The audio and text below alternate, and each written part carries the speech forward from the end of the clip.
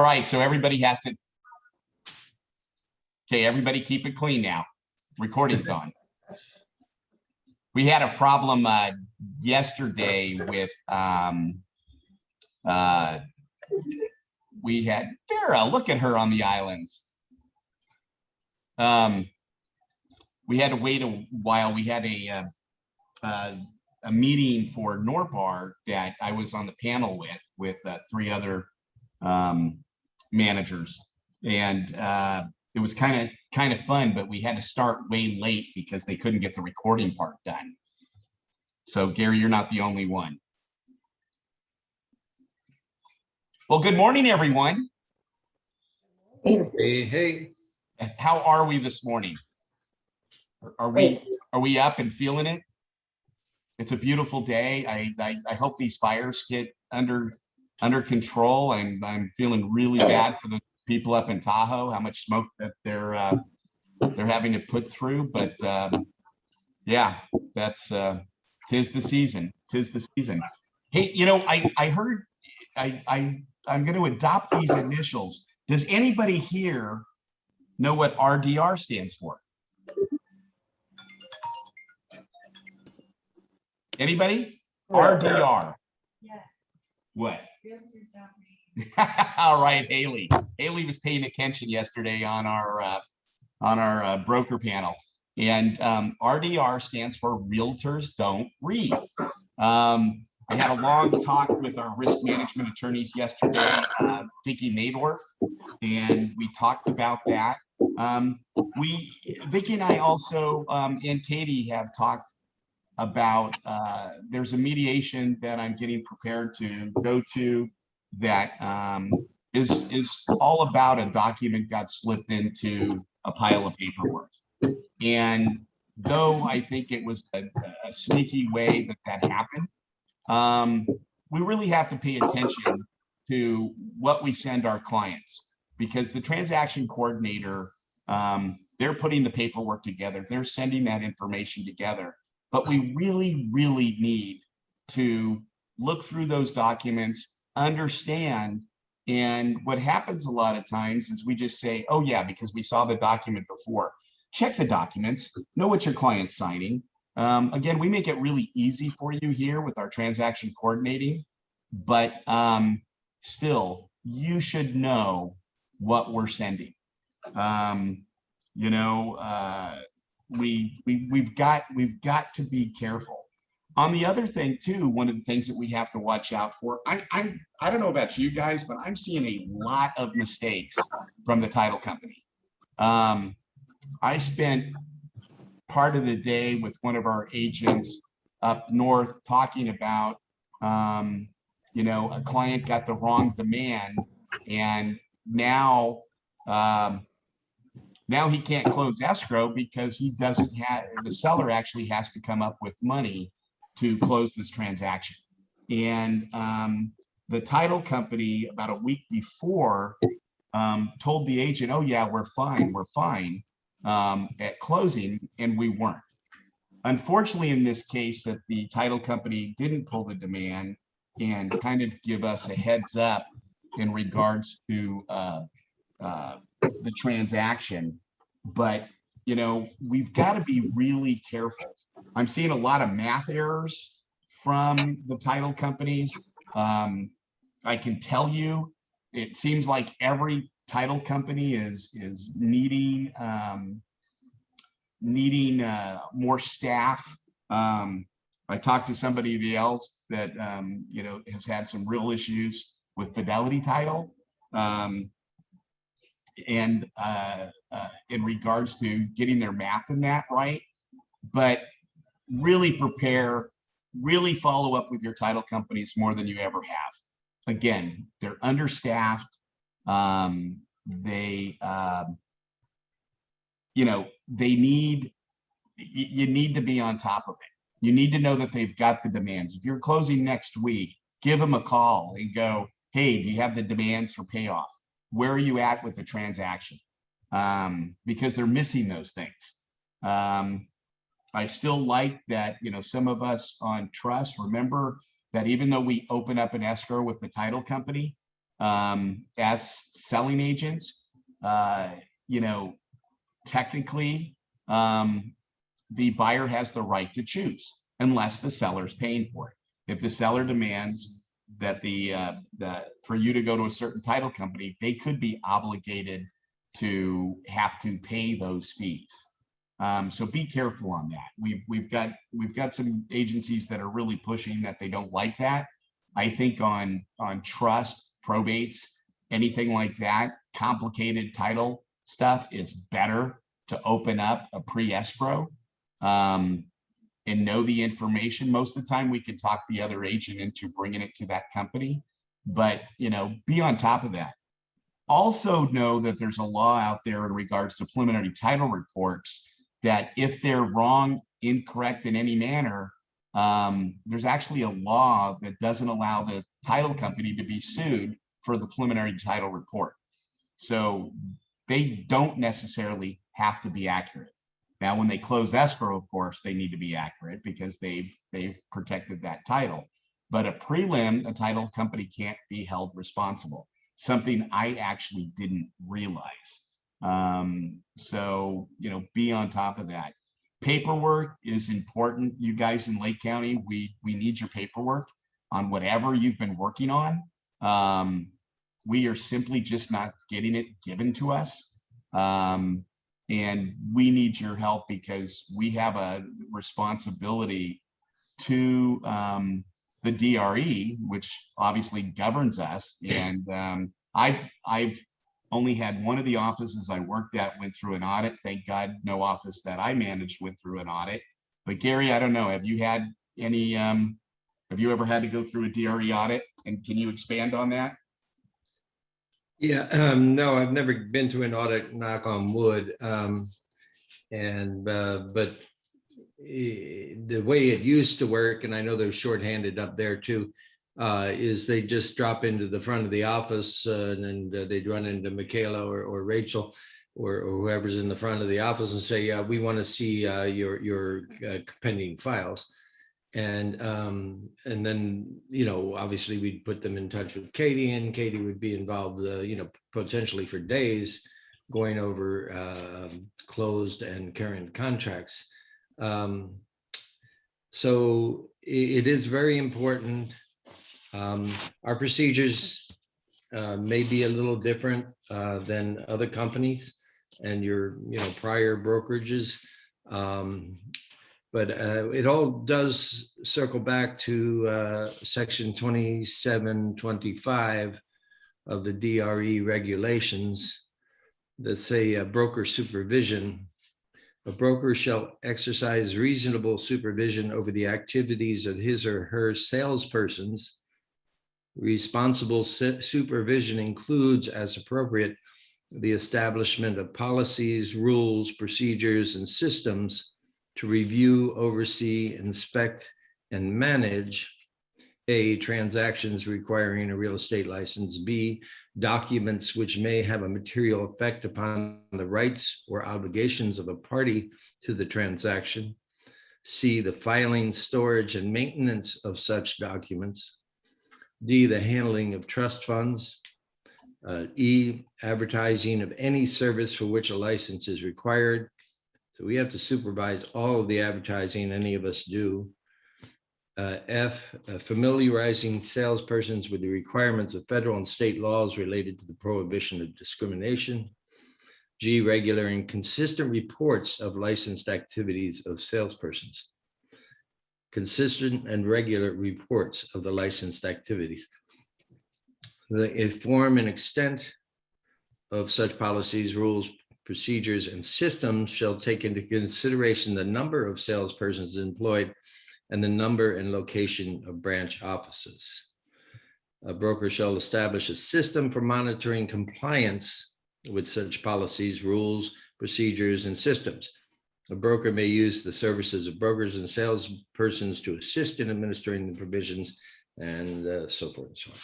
So the short of all that is, you know, when we have 11 offices now and 150 agents, we do need procedures because we're going to, you know, we have 750 transactions closing a year.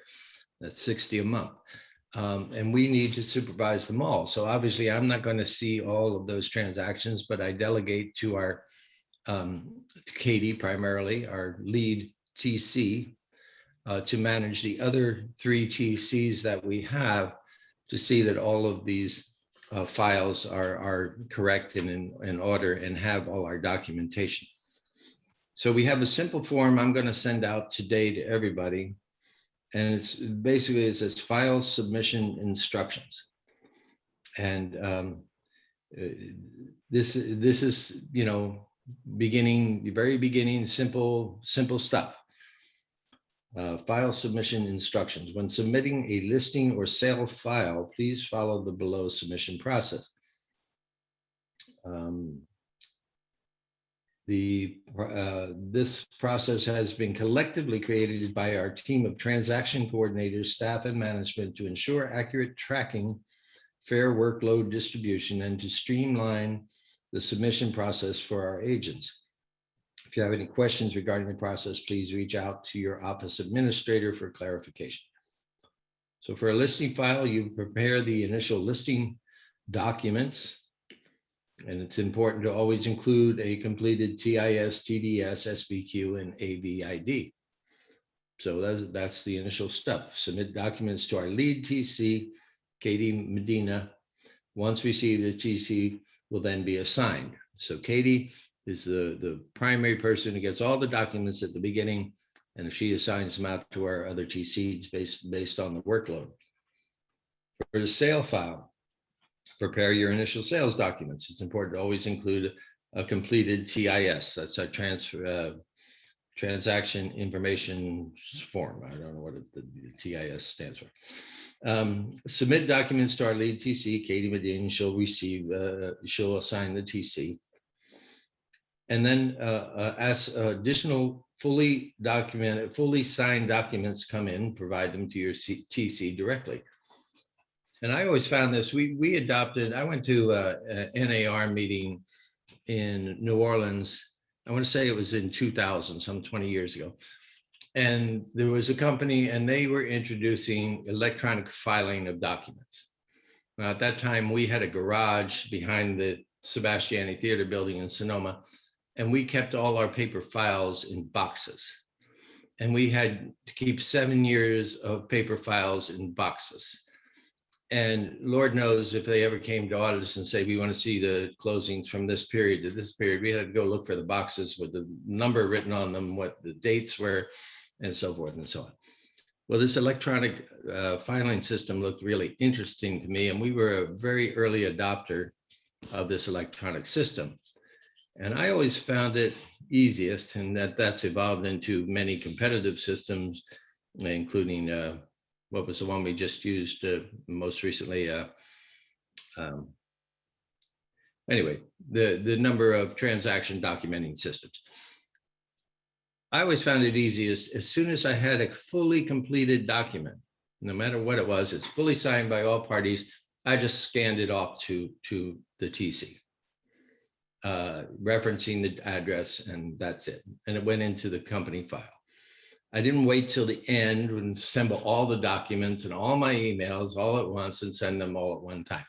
That just wasn't kind of an overload. It was easier to do as the documents come along. That doesn't mean an agent can't keep their own file and keep track of things. Certainly you need to do that. But we as broker have to have a complete file.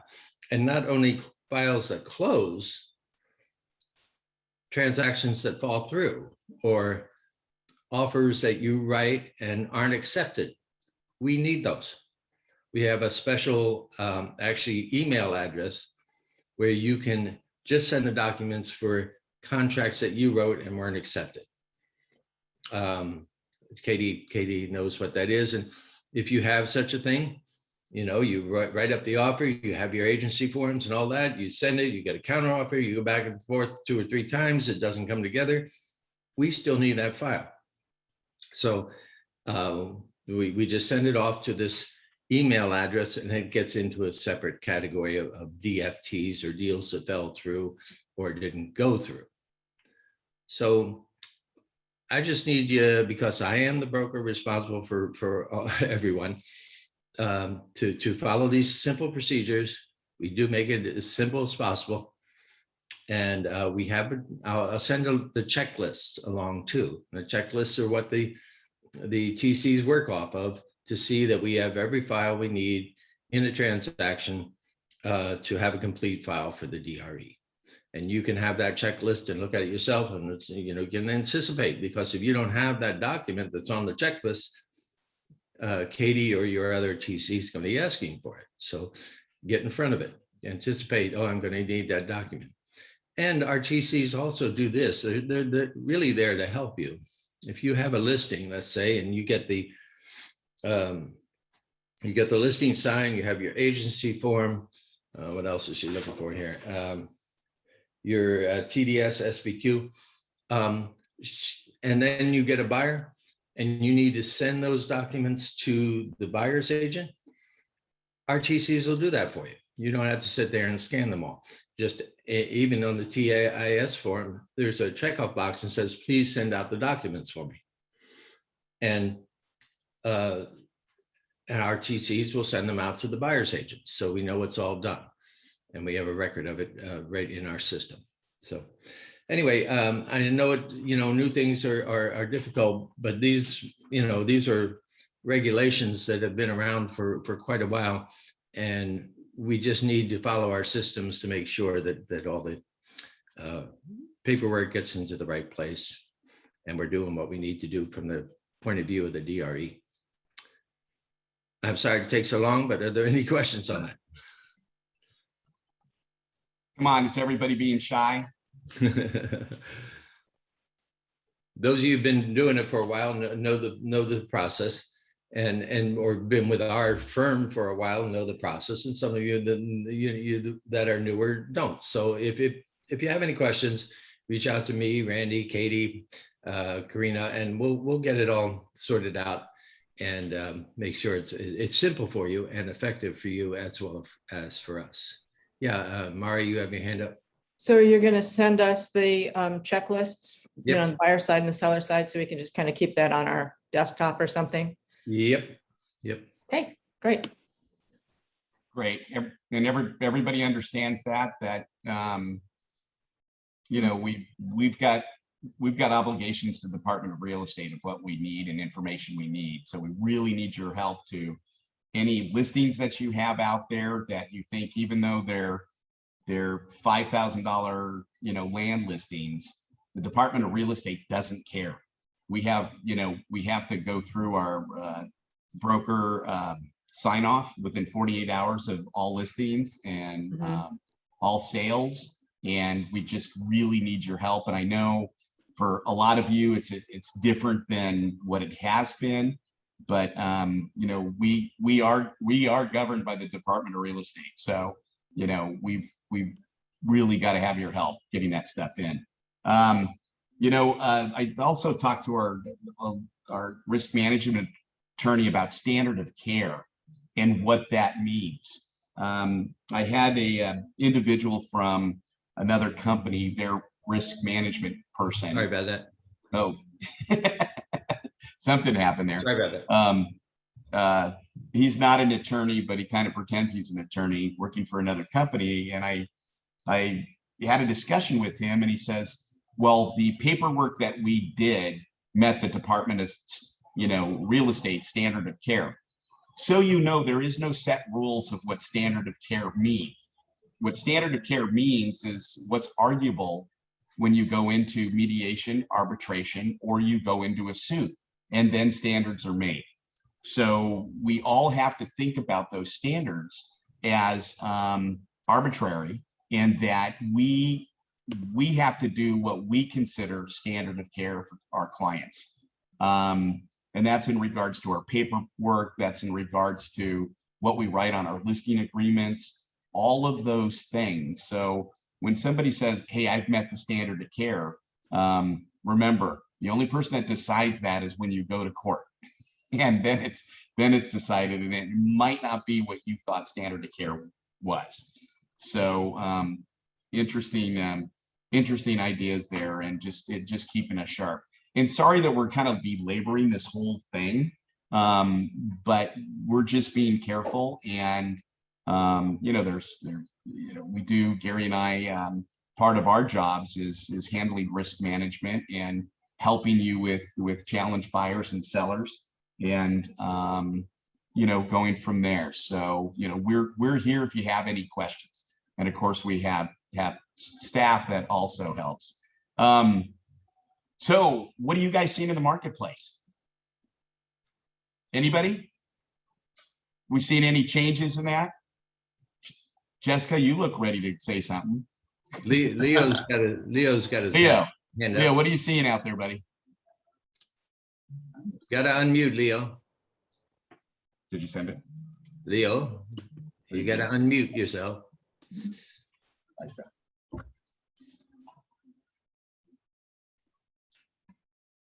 Leo, Right unmute. there. Hello. There we Can you hear go. me? Hello. Well, up here in Diamond A, all my neighbors asking me, what's going on with the market? I said, well, it's still lively, but we sense a slowdown of sorts. We've seen more price adjustments or improvements, as they say now. That's another clever little word they throw into the batch. Price improvements. What does that mean? It sounds better than reduction, I guess. But I think it's slowed a little bit up here in this neck of the woods. My listings they're all closed now, so I'm hoping for a few more before this year's out, for sure. And people are talking about it. A lot of talk about fires, you know, and if they want to stay living up here in the hills, this is my immediate market. So I think I sense a little slowing myself. I don't know about the other agents, what they think. What are they thinking? What does everyone else sense on our market? You know, I'm gonna jump in there real quick, because I on the broker panel yesterday, you know, that was one of the questions that we were asked in regards to where do we see the market. Some of you have heard me say that I think by mid-September, we're going to see the market we saw a couple of months ago. I fully believe, you know, lack of inventory, of course, is something that will be challenging to us, but there's nothing in the economy right now that's telling me there will be a slowdown. Personally, I think the slowdown is more of a seasonal thing. Remember last summer, we just rocked it. It was just bizarre. COVID hit. This summer, though, you know, state parks and federal parks are turning people away. And there is so many people that got out and are vacationing. And I think there's been a little buyer fatigue also with those people that have had multi-offers. Properties that we've seen really priced aggressively that, you know, 2 months ago might have had, you know, 6, 7, 10 offers on them. We're seeing 2 or 3. You know, and so I look at this as a seasonal thing. I've always seen in the marketplace that shortly after school, about 2 weeks after school starts, that the market picks back up. And I still believe that to be the case. So I'm about getting a hold of your SOI, being in front of people, telling people that you're in the business. People are moving. You know, things are going to happen, and you need to be prepared for it. The other thing that I've seen also is, you know, it's getting that right price as the starting price on your listings. You know, it's about price, and you guys have heard me preach this time and time again. Take the last comp, be 1 to 3% lower than that, and you're going to sell your property. What I'm seeing is people are taking that last price, and especially the consumer is taking that last price, and they're adding 1 to 3% to that price, and they're sitting and stagnating on the market. Would that be a true statement for you guys that have taken listings that are sitting? Mhm. And, you know, so I think it's really important that, you know, you get your numbers right, and, you know, you arm wrestle with your client. We have to remember we're still the expert, but our clients, with all the information from social media and that, and of course, anytime anybody, you know, talks about buying or selling their property, the first thing you know is every neighbor, every friend, whatever, seems to know more about real estate than you do. Take control. Remember, you're the one in charge, and work on that initial price. that sound reasonable? We've all had those overpriced listings that sit, and if they've sat more than 30 days, you know, you're priced too high. Who else is seeing stuff in the marketplace? What are we seeing out there? Who's being shy? Yeah, Sophie, go ahead. Yeah, hi. Just regarding what you were saying, Randy, I'm experiencing that right now with one of my sellers who basically I was trying to, you know, have her price a little under the market. I've explained this multiple times, and that it's a tactic to in fact end up getting more than what we hoping to get more than what we might get if we price it, you know, right where the market is.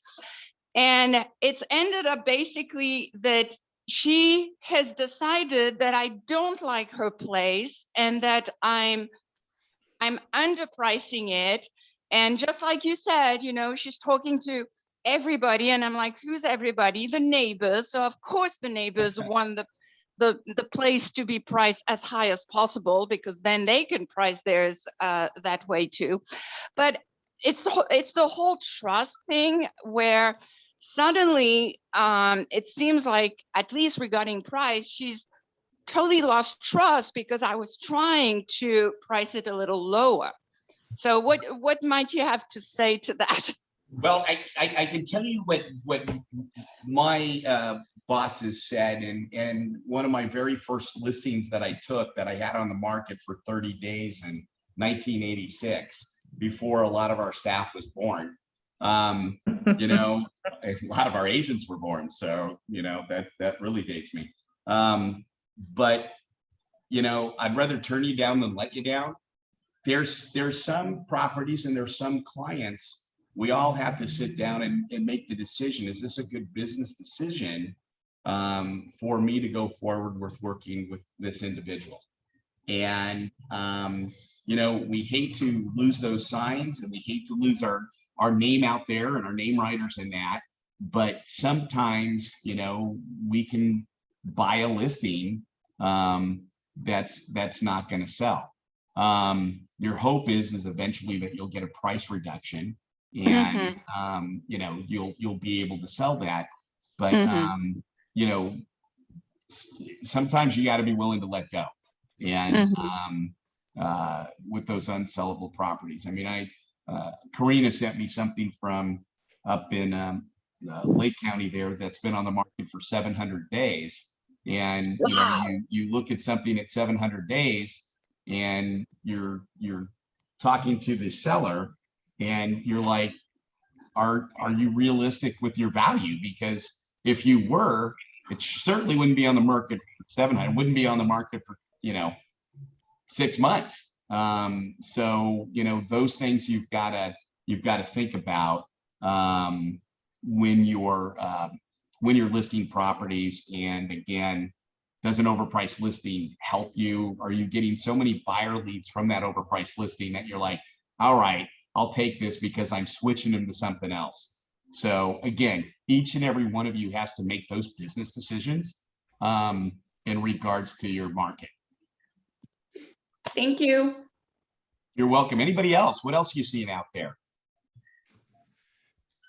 Randy, I want to add to what you were just saying. It's Mari. Can you hear me? Yes.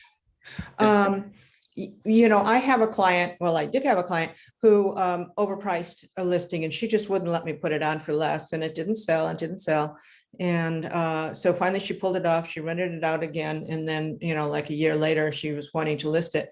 And the first time I kind of acquiesced fairly close to her number. The second time I didn't. And so she found another agent out of area, and that property has been on the market at her price for months now. And I realized, you know, how much time I've wasted. And so that's one way to look at it, is say, you know, if I'm going to spend like 100 hours on this property, I could be spending 100 hours on other stuff, you know, if you kind of see the writing on the wall. So that's Right. how I looked at it. Yeah, no, it's a good way to do. And, sometimes it's better to be number two, Yeah. I picked up that listing a couple of years ago on Bennett Ridge that Sotheby's had, and they had it for 9 months. Mhm. They had it, and the client finally had enough of them, called me back, and I said, I won't take it unless you get it this. I was only 40,000 less than where they were after they did price reductions, but we Mhm. sold it for full price in 30 days. And I have to say Haley's marketing that was actually much better, and that didn't hurt, and our photography was much better. But bottom line, and we got it after the fires, and somehow this house survived. So the house next to it was burnt down, garage next I door was remember that burnt down, house. Yeah. and we still got it sold in 30 days. So, work on it. And remember, it's okay sometimes to be number two when you know something's not going to sell. There's always those freak properties that somebody lists high and they sell, and we're all shaking our head going, how in the hell did that happen? But, how often do we see that? Anything else out there that we're seeing in the marketplace? Jessica, Vera, you guys are being shy. Anything you guys are seeing up there? Any traffic? Karina's not going to be shy. Yeah. No, I'm what I'm experiencing is because I call it the summer doldrums. And what I'm experiencing is that people are going, okay, well, we can see that the market has literally kind of come to a stop, especially up here. So they're saying, well, I want to pull off my home off the market and put it back on in springtime. So that's something that I've been coming up against. Yeah, well, one of the things that I would tell those people is that, I really believe, again, the end of the year is going to be strong. There's no economic indicator that says it's not. I know my career, my last quarter has always been my best quarter. Really? Very rarely did I not finish the fourth quarter really strong.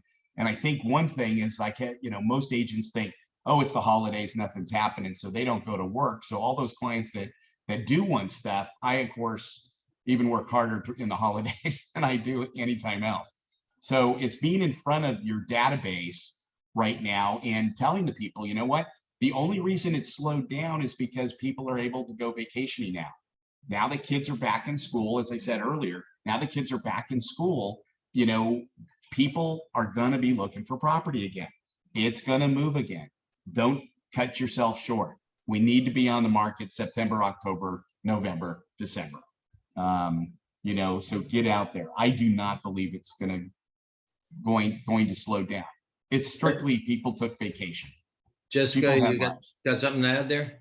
Yeah, I was just going to say my buyers have been a lot more aggressive on what they're wanting to put an offer in on. They're tired of these overpriced sellers thinking they can get all this money for a house that needs a ton of work. And then when I try to negotiate after inspections that it needs a new roof, it needs electrical, it needs this, the sellers are going, well, I'll just put it back on the market because I'm going to get top dollar. And then of course, now I'm like, okay, well, that's fine. And they put it back on the market and it still sits there. It's like, you should have took our offer because it does need work. So my buyers are being more aggressive on what they're willing to pay for sure.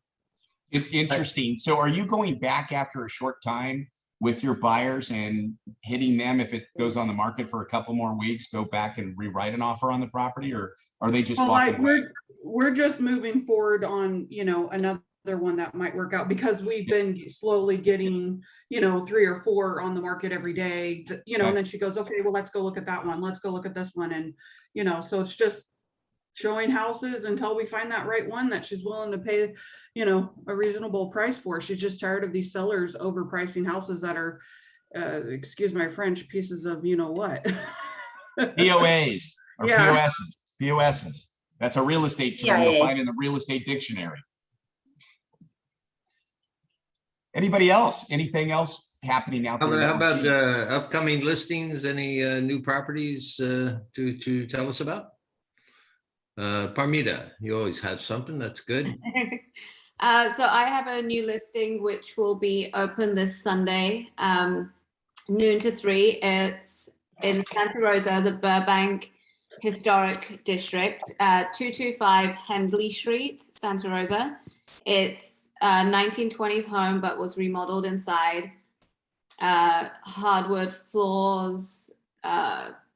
2015, they redid the bathrooms and some of the kitchen. It's got a 2-car garage, huge storage space, detached storage, and it will be listed at 585. Great. Congratulations on the listing. Thank you. Levi, I see you got your hand up.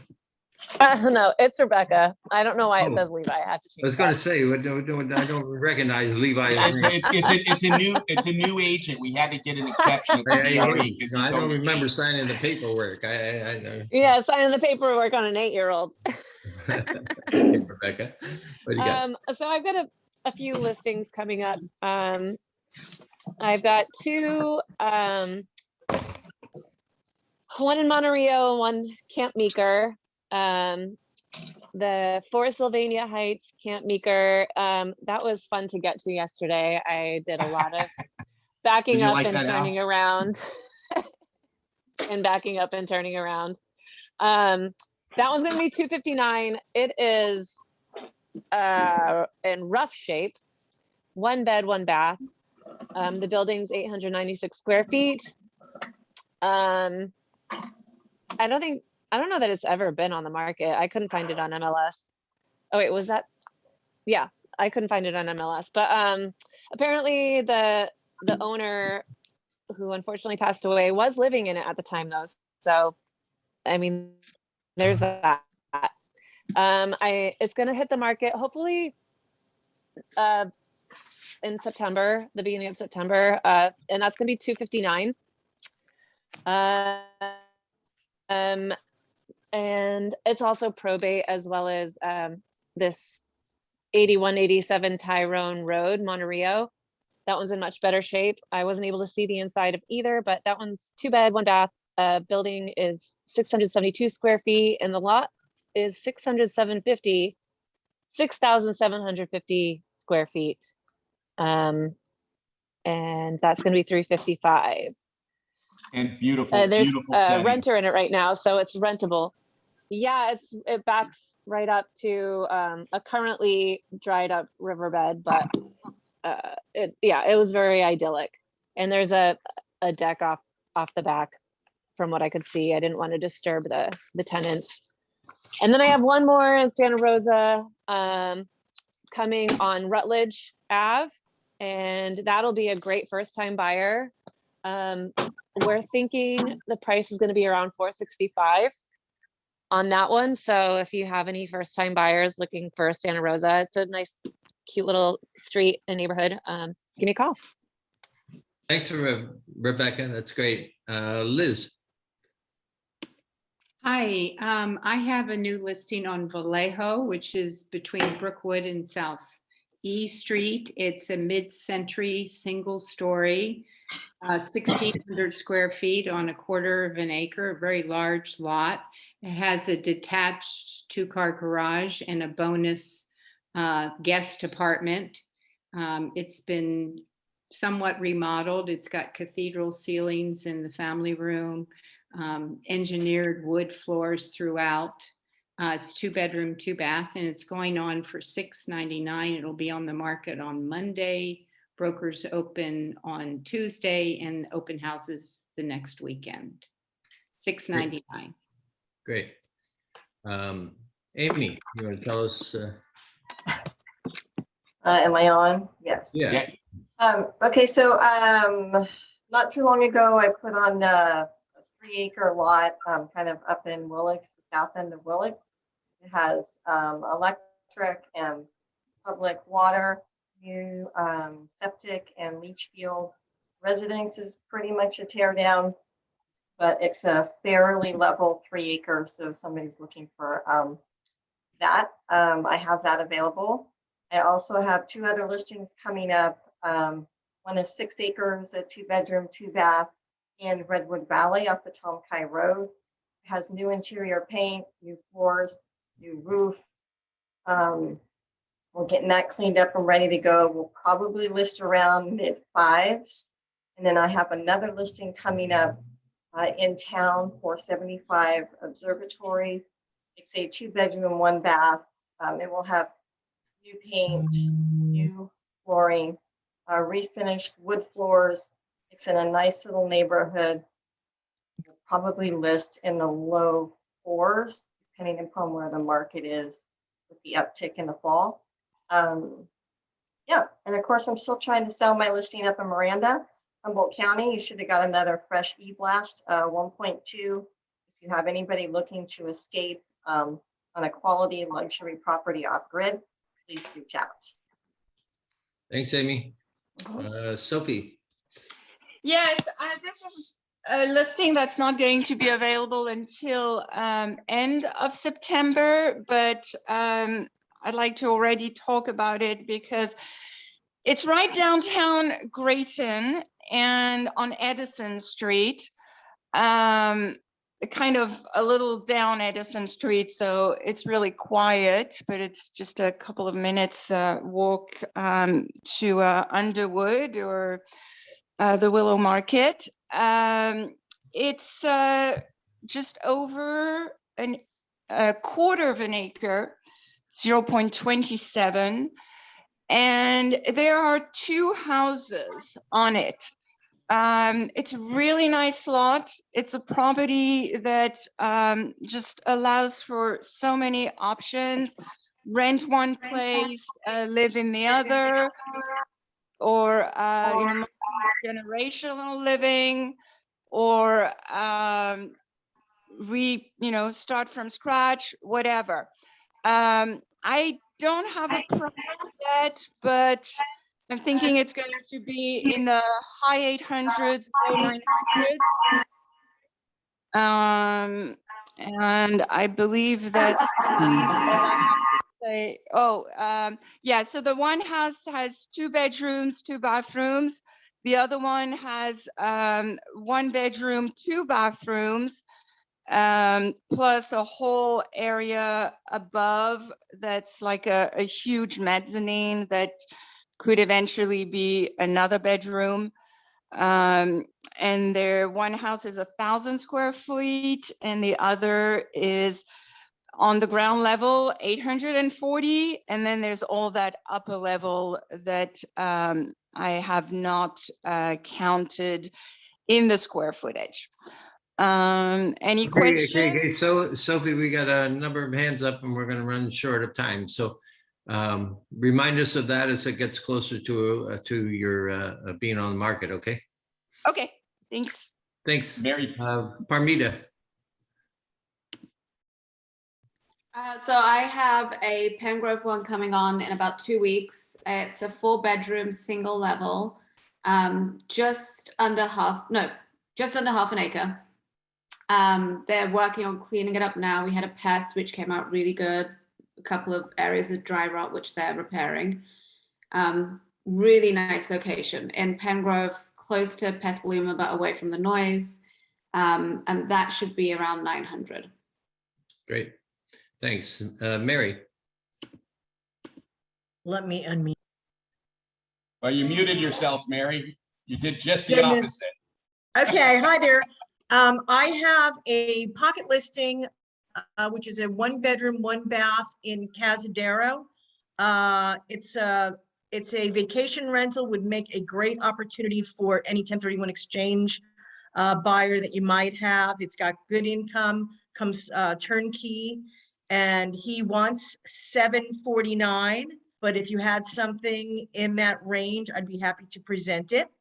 If you want to know what the house looks like, I can send you to the link. It's being managed by Russian River Vacation Rentals. I have another one coming up, a 2-bedroom, 2-bath, single level in Occidental, new roof, good water, upgrades. That should be coming on in about 3 weeks, price to be determined, but maybe around 800,000. And then I have a listing appointment tonight. I don't want to risk it by saying I have it, but I might have it. Let's put it that way. It's an 1.25 acres. It's multiple units, if you will. It's got a charming 2-bedroom, 2-bath, older home. and it's got a single wide, and then it's got a giant 3-car warehouse kind of garage with an apartment above that. So if anybody's looking for something multi-use or multiple units on a property, let me know, 707-477-6292. And that last one is in Sebastopol. Great. Thanks, Mary. Fearless leader Randy, you have your hand up. What is that about? Yeah, I know. I was being so polite there. So Lori Paris and I just listed, and it's active today, a property just over a couple acres for 2.65 million. Incredible views. 2495 Sanders Road. It's 4 bedrooms. It has a unit below that is a lovely one bedroom extra unit for guest or vacation rental, and then the upstairs. But you can see Mount St. Helena, everything from it. So gorgeous piece of property. We will be holding it open Sunday. I don't think I remember how to hold the open house, so I'll be there 1 to 4. So that should be interesting. If everybody wants to come and just harass and see if I know how to do it. Can we throw things at you? What time are you going to be there? I'll be there at 1. And there's a lot of fruit and vegetables on the property, so the gardens are amazing. It's just incredibly beautifully landscaped. And again, went on the market today. So yeah, you can pick your own tomatoes, Parmina. Okay, Karina, you got your hand up. I'll make this quick. I have coming up within the next week or so a 40-acre parcel that is set up for commercial cannabis. It's located in Lower Lake off of Morgan Valley Road and will be priced between $750 and $800. Great, thank you. Cheryl. Hi. Hello. There you go. Okay. So I should have said this a couple of weeks ago when we had our first sales meeting, but I have the one property in Lower Lake that's got 3 residents on it. And this is like really unique in Lake County. We don't have anything to match it or compare it to, but it's got 1 main house and a duplex all on the same parcel, and it's about 2.5 acres. And I'm thinking I need to make it a pricing adjustment on it pretty quickly here because initially the county gave me the wrong square footage when I had talked to them. So I think it's priced a little too high based on that. So rather than wait, I think I probably should go ahead and make some adjustments on the price. But the other thing too is the duplexes, they're pretty good size. They're about 2,200, 2,300 square feet each. They're 3 bedroom, 3 bath. And one of them is going to be available September 1st to rent. And so if you know anybody that needs a rental up here in Lake County, it's $2,000 a month. They'll take a small dog with the additional deposit. And that would probably help some of the income that this property brings in. Great, good. Thanks. Are you done there? I can't hear what you said. Okay. Eric Rothfeld. Yes, good morning. I was going to mention yet again a listing I've got because I feel it's exceptional value for a country property.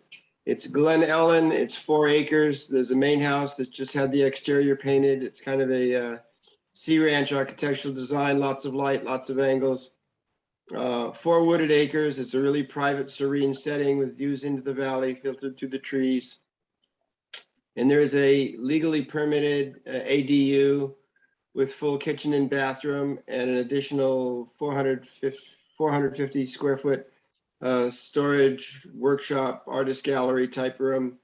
So for the house, the ADU and the 4 acres listed at $895, it's really exceptional value. I don't think you can find the amount of amenities and structures for that kind of price. So if you have any country buyers looking for a home with second unit, it's Maple Glen Ranch Road in Glen Ellen. Thank you so much. Bye. Thanks, Eric. Marcia. Hello, everybody. Can you hear me? Yes.